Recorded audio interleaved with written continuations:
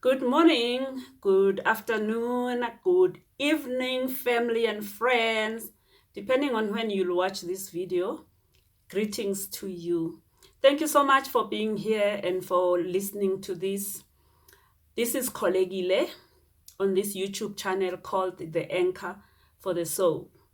Now, today, I actually got reminded by a friend to say that the past few weeks you've been discussing something about hypertension, and you promised to discuss the tips and tricks of what I did to make sure that I manage my hypertension.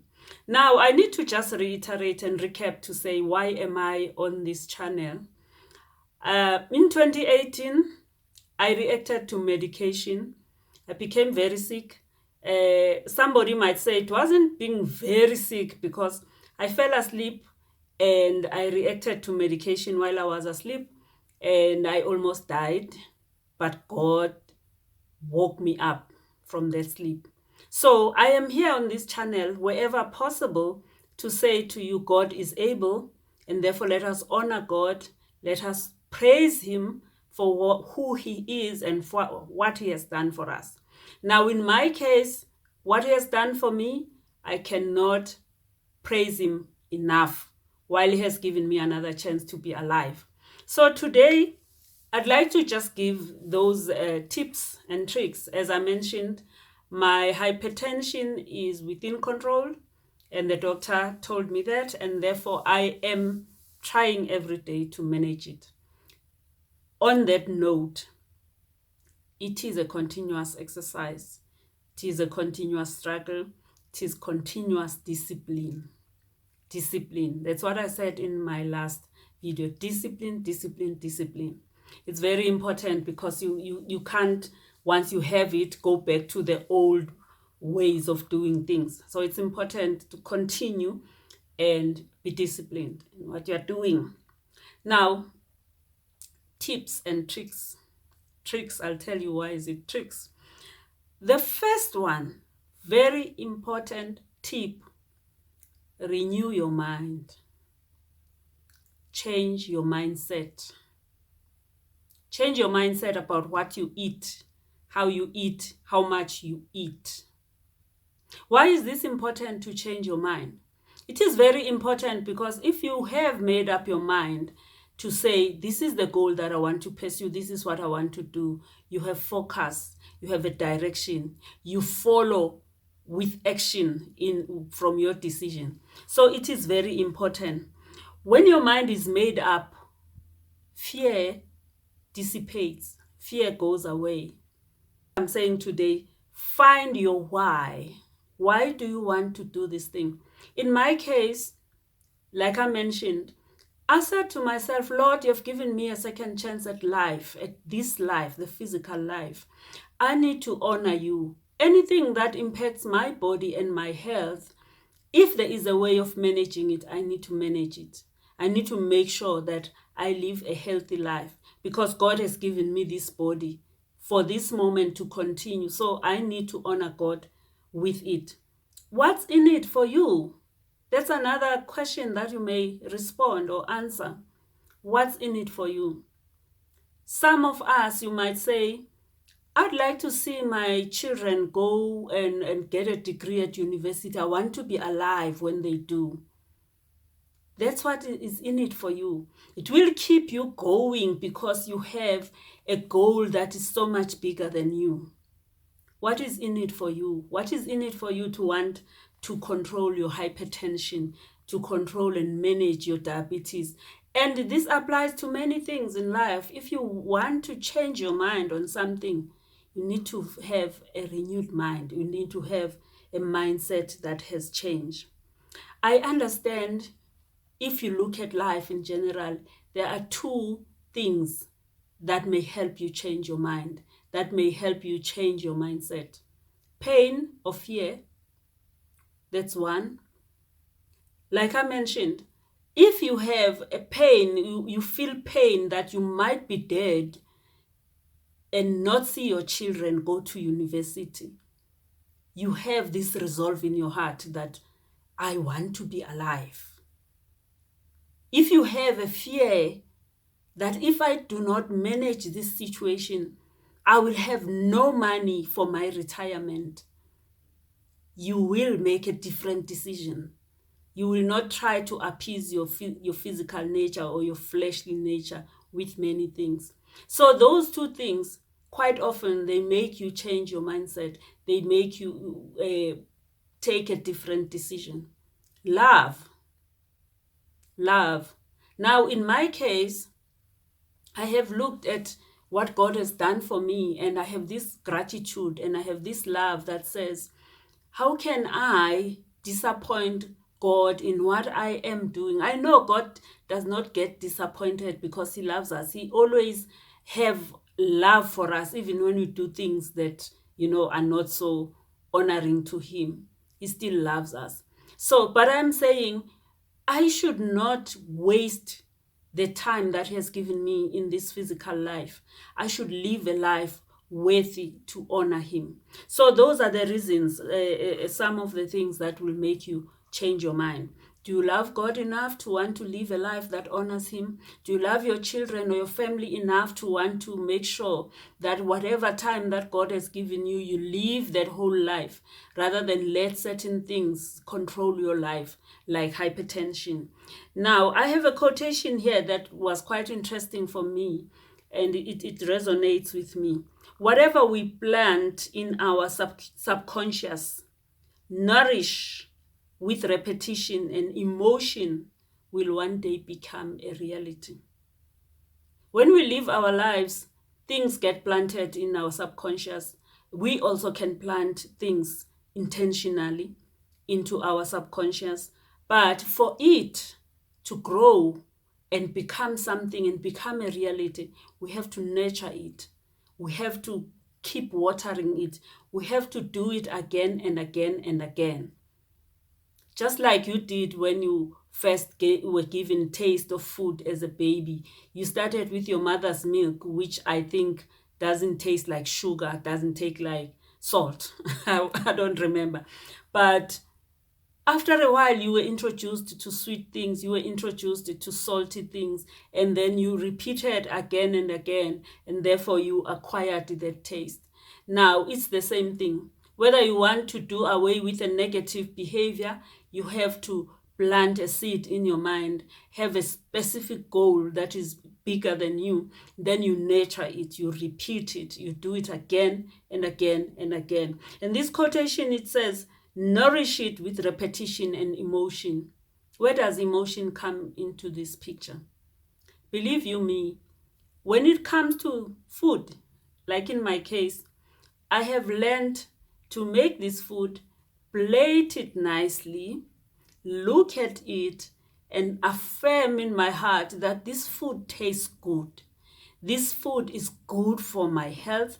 This food is good for my body, and I'm going to enjoy it. That is where you trick your mind to say, this is what I'm going to do. Mind, better accept. This is what I'm going to do. So, whatever we plant in our subconscious, nourish with repetition and emotion, will one day become a reality. Let's work on this to make it become a reality. That is the first tip that I can give you. And it's important because without that mindset change, it's very difficult to be able to change situation, to eat what you actually do not feel like it is what you are used to. Now, the other points that I'll go through will probably be quicker than this one, because once you make up your mind, that will carry you through anything that going forward. There is a quotation before I even move on from that one. It says from James 1 verse 6 in the Bible, but when you ask, you must believe and not doubt, because one who doubts is like a wave of the sea. This verse is important because it is about asking God to help us, to help you as you embark on this journey. Now it says you need to believe, because if you do not believe and doubt, you're like a wave of the sea. The wave of the sea, it goes in this direction on the left, next time it goes on the right. Now it's like you saying, God, I am going to eat healthy and do whatever is necessary. You go this way. The following day, you are like, nah, I'm not there. I can't do it. I won't do it. You know, so you are vacillating between two opinion and decisions. Decide and say, this is what I'm going to do, and God will walk with you. Now, the second tip that I have, reduce sodium in your food. That is like a straightforward thing, because hypertension is caused by eating a lot more sodium than what your body requires. Reduce sodium in your food. One tip in under that, eat veggies and fruit. Veggies and fruit already have natural salts, already have natural sugars. I normally have a fruit salad maybe 3 times a week. I make smoothies. With smoothies, there are veggies smoothies and there are fruit smoothies. You can also have a mix of these smoothies.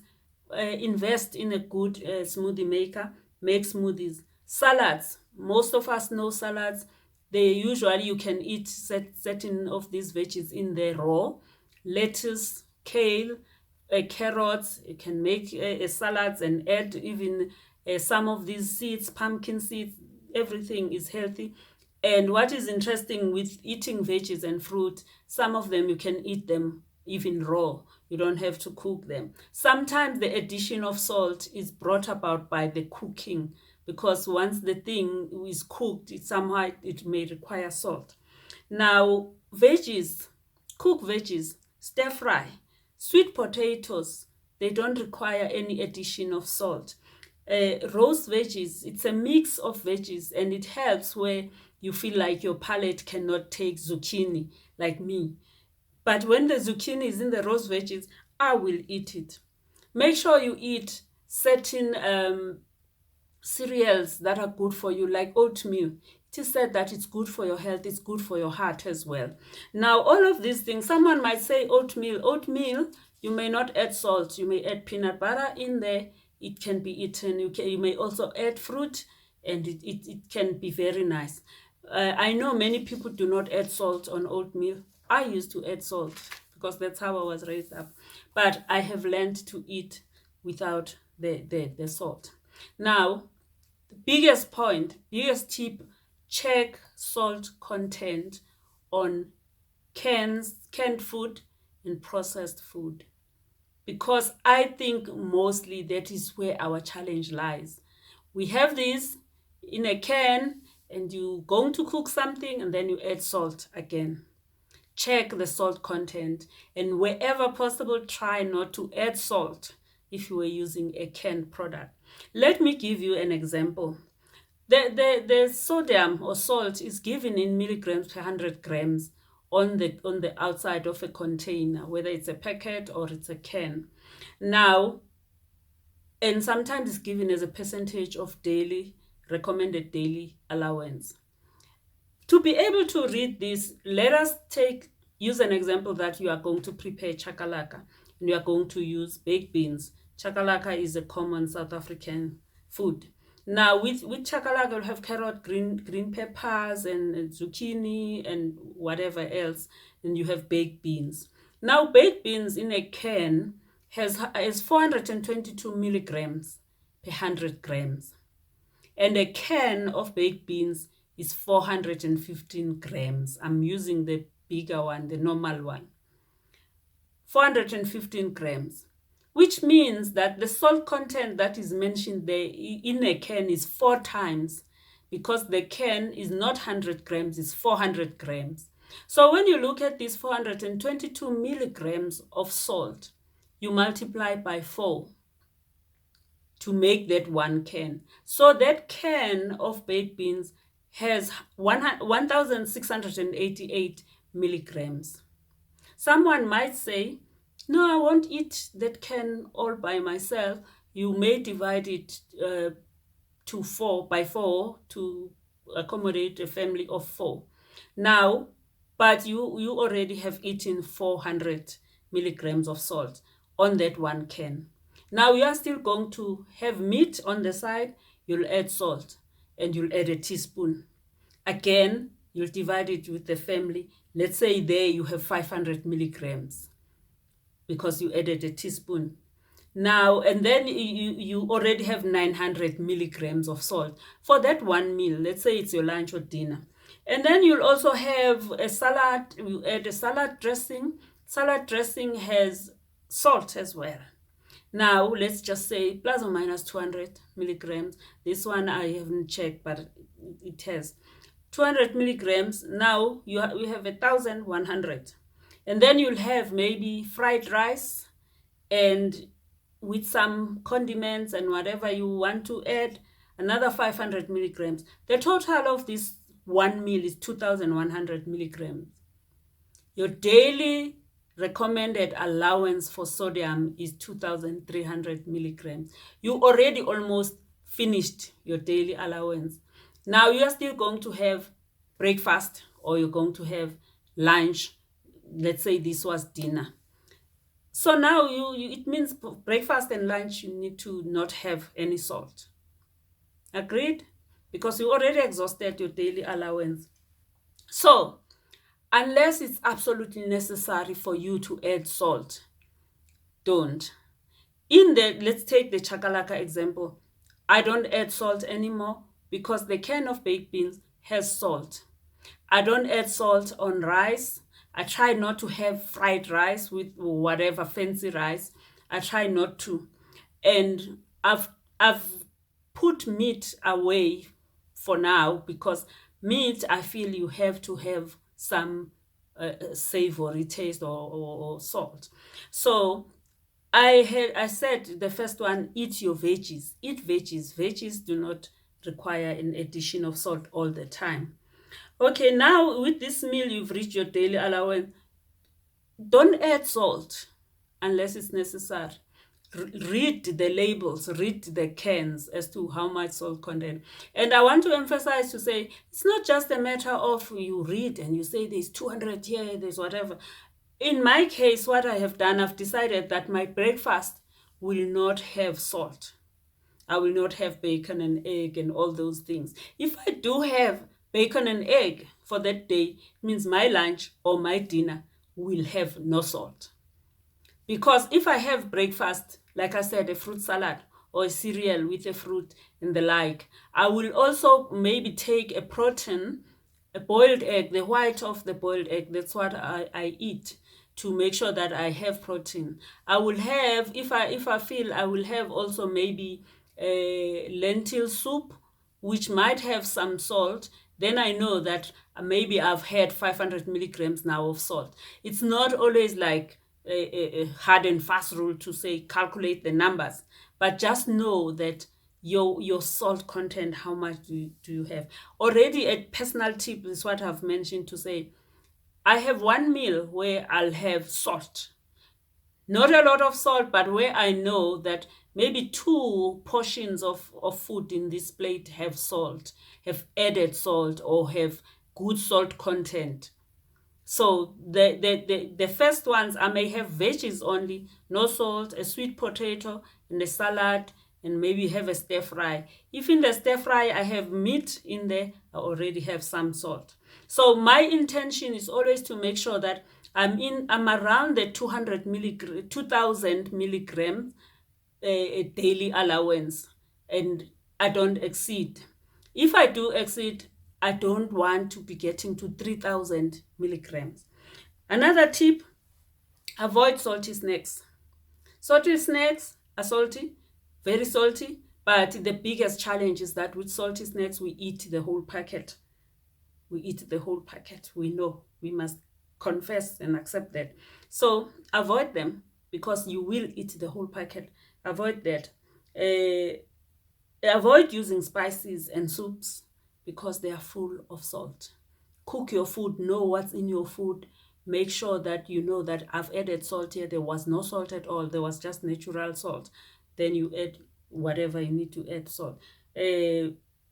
Spices are full of salt. If you've added a spice, like with meat, don't add salt. Don't add other things that might have salt.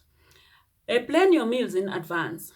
Planning your meals in advance help you to make sure that you don't find yourself just grabbing something and eating, because you are in a hurry. You know that, okay, I'll have a snack at 10, you have your apple. I'll have a snack whenever you have maybe your carrot, and yes, sometimes maybe you may have a biscuit. This is not like you now living a life of no enjoyment, but just know that if I've had a biscuit now, I will not have another whatever, something that has salt. Exercise. I will not go into exercise. Exercise helps a lot. Uh, yes, I will not go into it. If there are questions, we'll talk about it. Reduce weight.